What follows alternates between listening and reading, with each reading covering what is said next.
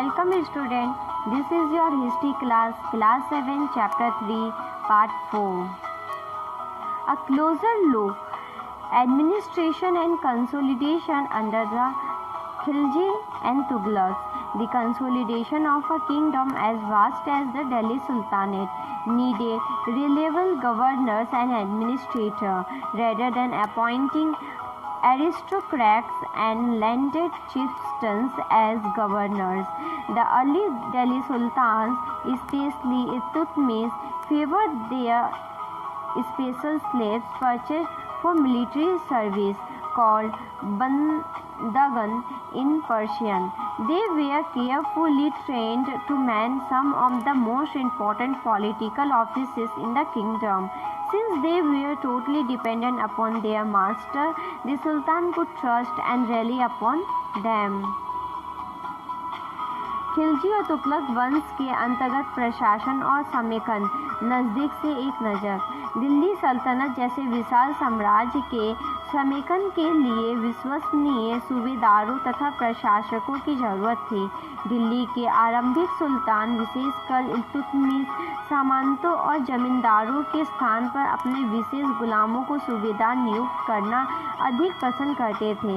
इन गुलामों को फारसी में बंदगाह कहा जाता था तथा इन्हें सैनिक सेवा के लिए खरीदा जाता था। उन्हें राज्य के कुछ बहुत ही महत्वपूर्ण राजनीतिक पदों पे काम करने के लिए बड़ी सावधानी से प्रशिक्षित किया जाता था। वे चूँकि पूरी तरह अपने मालिक पर निर्भर होते थे, इसलिए सुल्तान भी विश्वास करके उन पर निर्भर हो सकते थे।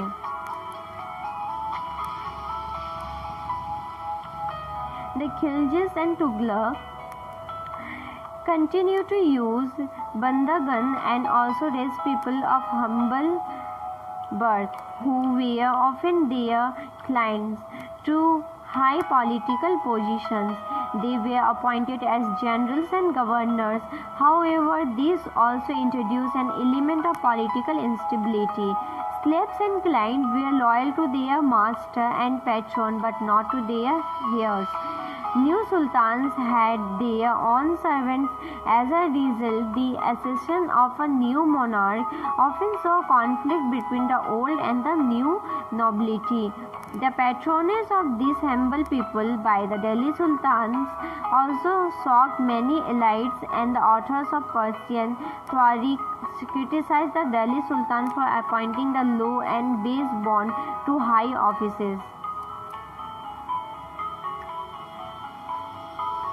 खिलजी तथा तुगलक शासन बंदगाह का इस्तेमाल करते रहे और साथ ही अपने पर आश्रित निम्न वर्ग के लोगों की भी ऊंचे राजनीतिक पदों पर बैठाते रहे। ऐसे लोगों को सेनापति और सूबेदार जैसे पद दिए जाते थे, लेकिन इससे राजनीतिक अस्थिरता भी पैदा होने लगी। गुलाम और आश्रित अपने मालिकों और संरक्षकों के प्रति तो वफादार रहते थे, मगर उनके उत्तराधिकारियों के प्रति नहीं। नए सुल्तानों के अपने नौकर होते थे। फलस्वरूप किसी नए शासक के सिंहासन पर बैठते ही प्राय नए और पुराने सरदारों के बीच टकराहट शुरू हो जाती थी।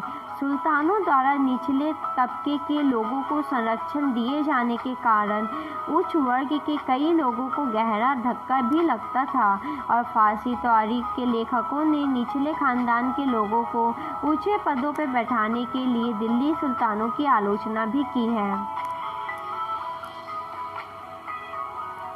Like the earlier sultans, the Khiljis and Tughlaq monarch appointed military commanders as governors of territories of varying sizes. These lands were called Iqta and their holder was called Iqtadar or Mufti. The duty of the Muftis was to lead military campaign and maintain law and order in their Iqtas. In exchange for their military services, the Mufti collected the revenue of their assignments and salary. They also paid their soldiers from this revenue.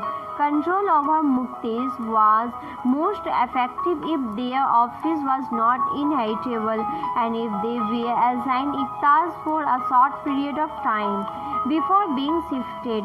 These harsh conditions of service were rigorously imposed during the reign of Alauddin Khilji and Muhammad Tughlaq. Accountants were appointed by the state to check the amount of revenue collected by the muftis.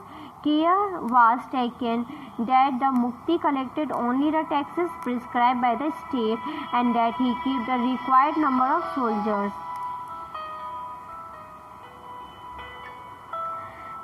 पहले वाले सुल्तानों की ही तरह खिलजी और तुगलक शासकों ने भी सेना नायकों को भिन्न भिन्न आकार के इलाकों के सूबेदार के रूप में नियुक्त किया। ये इलाके इक्ता कहलाते थे और इन्हें संभालने वाले अधिकारी इक्तादार या मुफ्ती कहे जाते थे। मुफ्ती का फर्ज था सैनिक अभियानों का नेतृत्व करना और अपने इक्तों में कानून और व्यवस्था बनाए रखना। अपनी सैनिक सेवाओं के बदले वेतन के रूप में मुफ्ती अपने इलाकों के से राजस्व की वसूली किया करते थे। राजस्व के रूप में मिली रकम से ही वे अपने सैनिकों को भी तनख्वाह देते थे। मुफ्ती लोगों पर काबू रखने का सबसे प्रभावी तरीका यह था कि उनका पद वंश परंपरा से नहीं चले और उन्हें कोई भी इक्ता थोड़े थोड़े समय के लिए ही मिले, जिसके बाद उनका स्थानांतरण कर दिया जाए।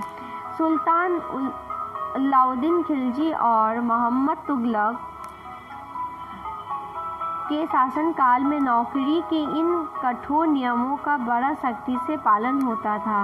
मुफ्ती लोगों द्वारा एकत्र किए गए राजस्व की रकम का हिसाब देने के लिए राज द्वारा लेखा अधिकार नियुक्त किए जाते थे। इस बात का ध्यान रखा जाता था कि मुफ्ती राज्य द्वारा निर्धारित कर ही वसूले और तय संख्या के अनुसार सैनिक रखें। This is the end of this video. We will continue this chapter in next video. If you have any doubt, please let us know. We will try to clear your doubts in another video.